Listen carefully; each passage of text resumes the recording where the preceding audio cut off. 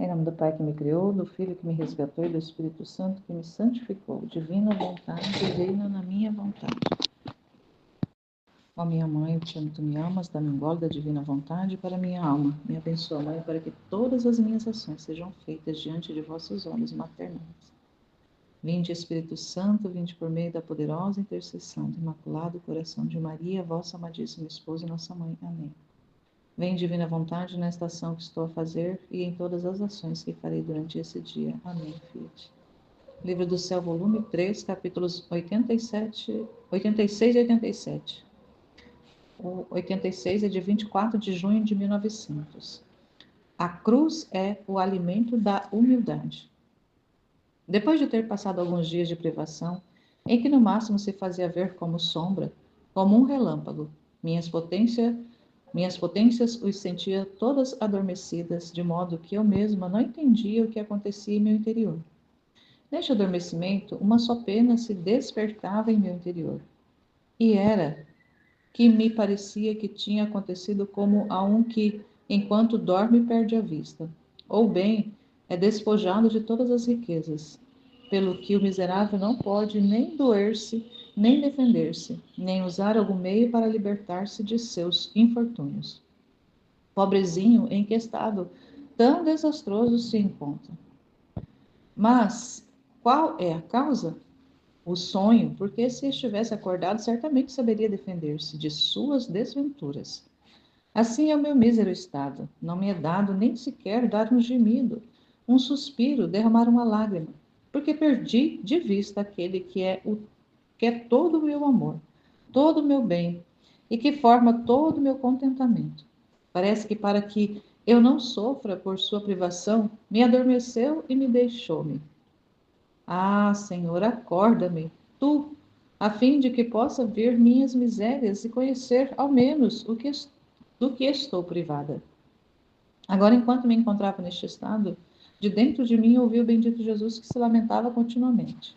Esses lamentos feriram meus ouvidos e, despertando um pouco, disse: Meu só e único bem, por teus lamentos advirto o estado tão sofredor no qual te encontras. Isto te sucede porque queres sofrer só e não queres me fazer partícipe de tuas penas. E mais, para que não me para não me teres na tua companhia, fizeste-me adormecer e deixaste-me sem me fazer entender mais nada. Entendo o porquê de tudo isto, para estar mais livre para punir.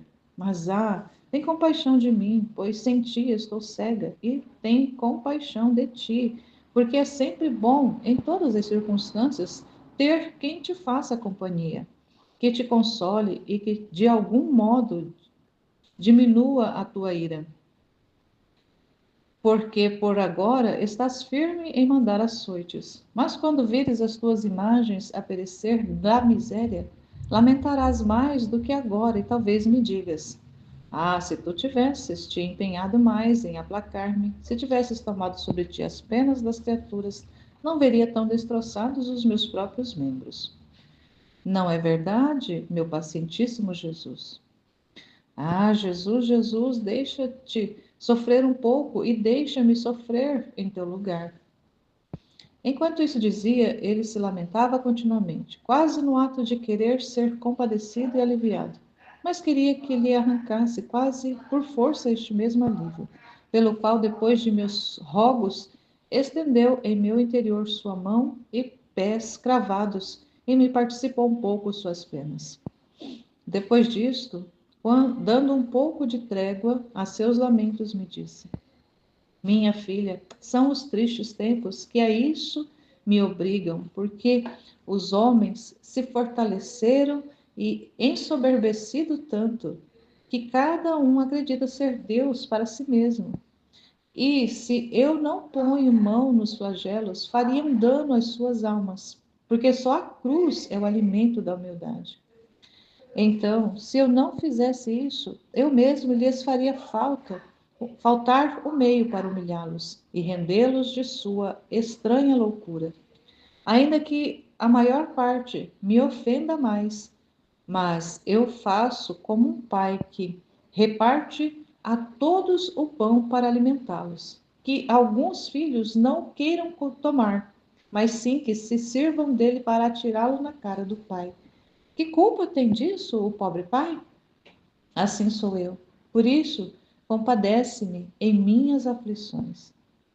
Dito isto, desapareceu, deixando-me meio acordada e meio adormecida. Não sabendo eu mesma nem se devo acordar perfeitamente, nem se devo dormir outra vez.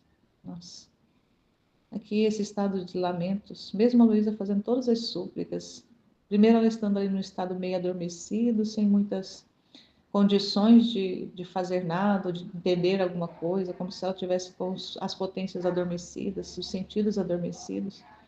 Mas mesmo assim, ela faz a comparação com o sono, mas mesmo assim ela percebe ali Jesus, sofredor, só os lamentos, ela percebe os lamentos e começa a fazer ali os rogos delas, os pedidos para que ele não castigue, para que ele participe as penas com ela, para poder ele aliviar um pouco o sofrimento dele. E ela vai, até que ela consegue que ele participe um pouco desses sofrimentos. Mas de alguma forma, é o que o Senhor vem ensinar, que é necessário usar dos castigos. Se ele não usar dos castigos, o homem não enxerga quem é, quem ele é de verdade. Se Deus não usar, se a justiça divina não agir, o homem não consegue se perceber. E ele fala aqui de que a cruz é esse alimento da humildade. A cruz alimenta a humildade, porque só realmente quando a pessoa toma a cruz, ela toca na cruz, ou a cruz toca ela, é que ela tem ali as condições, dependendo do estado que ela vai ter condições de reconhecer que ela necessita de Deus, que ela precisa de Deus. Mas isso é tão complexo, isso que o Senhor fala, assim, é muito real, é verdadeiro, está acontecendo exatamente nesse momento, com a maioria das pessoas. As pessoas precisam ser tocadas pela cruz para se darem conta de que elas precisam de Deus, de que elas, por si só, elas não são nada, elas não têm condição de nada. E ele até fala, as pessoas querem ser Deus de si, Deus de si. E aí eu me lembrei de um caso que é de uma pessoa conhecida que já está uma certa idade, mas vive uma vida como se fosse uma pessoa em plena vida de vitalidade. E, assim, aproveitando a vida ao máximo que a vida pode proporcionar dentro das condições da pessoa.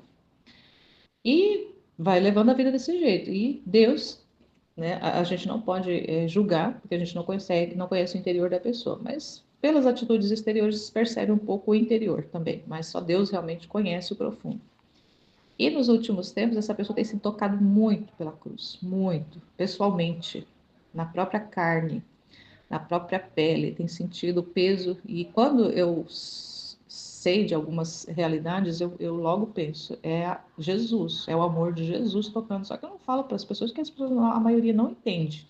Então, a gente guarda, por causa dos conhecimentos, a gente guarda muita informação dentro da gente. E aí eu sempre me lembro, nossa, Jesus está amando demais essa pessoa, porque se o Senhor não tivesse amando essa pessoa, ela deixaria essa pessoa realmente aproveitar até o último dia, tudo que a terra pode oferecer. E no momento, mesmo que no momento da verdade, ela, por uma graça infinita do Senhor, recebesse o dom da contrição perfeita e se arrependesse, com certeza, o que não purificou aqui na Terra, porque essa é a realidade da purificação, as pessoas querem aproveitar, não querem sofrer nada aqui na Terra, e acham que depois que morre, morreu eternidade de gozo apenas.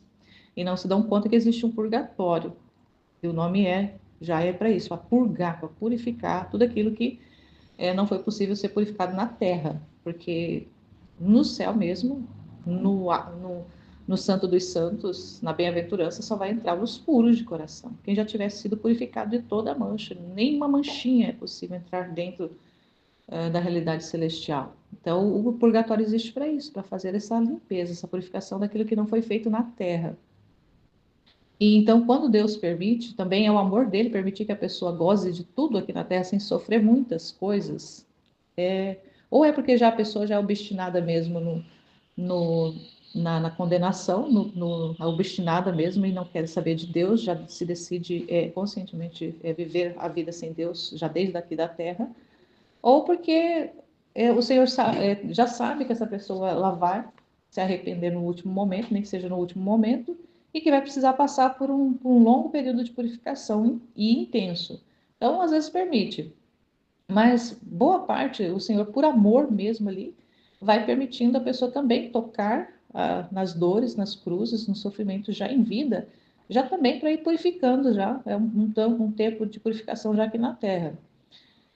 E aí, no caso dessa pessoa que eu estou falando, né, que eu estou me referindo, essa semana agora, eu sabendo de muitas cruzes, e cruzes assim bem pesadas. E aí, uma outra pessoa teve contato com ela agora, recente, e aí me trouxe a informação assim, fulano, perguntando, né, como é que tá fulano. Tá bem melhor. E aí, esse fulano, ele fez diz que fez um combinado com Deus. Não é, a palavra não é essa, o termo não é esse, um combinado, mas assim, ela reconheceu que ela precisava de Deus e pediu, né? Fez a oração, que se o Senhor a curasse, que se o Senhor a fizesse melhorar daquele estado da saúde mesmo, de que nunca mais colocaria uma gota de álcool na boca. E fez esse, né, fez esse combinado, esse negócio com Deus. Então, assim, a pessoa está melhor. E assim eu percebo, né? Nossa, Deus é generoso demais, mas amenizar talvez aquele sofrimento, porque a pessoa ela teve ali um ato, uma atitude de humildade, de reconhecer que precisa de Deus. Senhor, eu preciso do Senhor, então eu vou fazer aqui um combinado. É o que muitas pessoas fazem combinados com Deus, como se negocia com Deus. Eu faço isso, o Senhor me dá aquilo. Mas Deus quer de verdade de nós o nosso amor, a nossa adesão, uma humildade sincera. Mas se isso não é possível, o Senhor também não deixa de amar as pessoas por causa disso. De qualquer forma, Ele vai lá e concede muitas vezes graças para que as pessoas também, por meio das graças do sofrimento, e depois por meio da graça de uma cura, de uma libertação, ela também ali veja realmente que Deus está ali e Deus está agindo, não só permitindo o castigo, permitindo o flagelo, mas também ali concedendo alívio. Então Deus nossa, não tem como, a gente não consegue explicar Deus, né? Ninguém explica Deus. Mas assim, Deus é amoroso demais, mas a realidade das penas, como ele fala, é o alimento, né? A cruz é esse alimento da humildade, vai alimentando a humildade, porque faz a pessoa reconhecer que ela precisa de Deus. Então, que bom que a pessoa teve essa oportunidade e vai se emendando. De repente, se emenda agora numa situação, e aquilo se torna, né? Que queira, né? Que aquilo se torne um caminho para que ela vá modificando outras atitudes, outras realidades na própria vida para quando chegar ali o momento final, a pessoa ter já alguns méritos, conquistado alguns méritos ali de ter aceitado se sacrificar para se purificar também. Então, mas Deus nossa, é maravilhoso, Senhor. E o outro trecho, o 87, é de 27 de junho de 1900. A alma deve reconhecer-se em Jesus, não em si mesma. Continuo adormecida. Esta manhã, por poucos minutos, me encontrei acordada e compreendia meu estado miserável. Sentia a amargura da privação de meu sumo e único bem. Apenas pude derramar duas lágrimas, lhe dizendo: Meu sempre bom Jesus, como é que não vem? Estas são coisas que não se fazem. Ferir uma alma de ti e depois deixá-la. E além disso, para não lhe dar a conhecer o que faz, deixa em poder do sono talvez. Venha, não me faça esperar tanto. Enquanto isso, outros desatinos mais disse, em um instante veio e me transportou para fora de mim mesma. E como eu queria lhe dizer meu pobre estado, Jesus, impondo-me silêncio, me disse: Minha filha, o que quero de ti é que não te reconheças mais em ti mesma, senão que te reconheças somente em mim. Assim que de ti não te recordarás mais, nem terás mais reconhecimento de ti.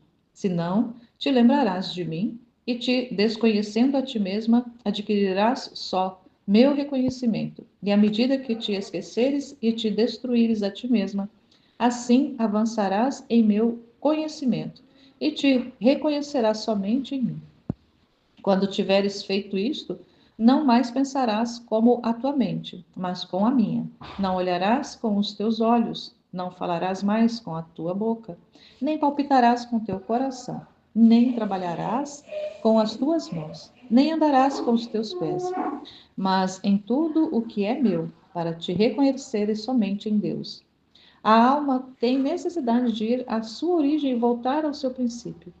Deus, isto é, de onde veio, e que se uniformiza toda a si mesma ao seu Criador, e que tudo o que detém de si mesma e que não é conforme ao seu princípio, deve desfazê-lo e reduzi-lo a nada.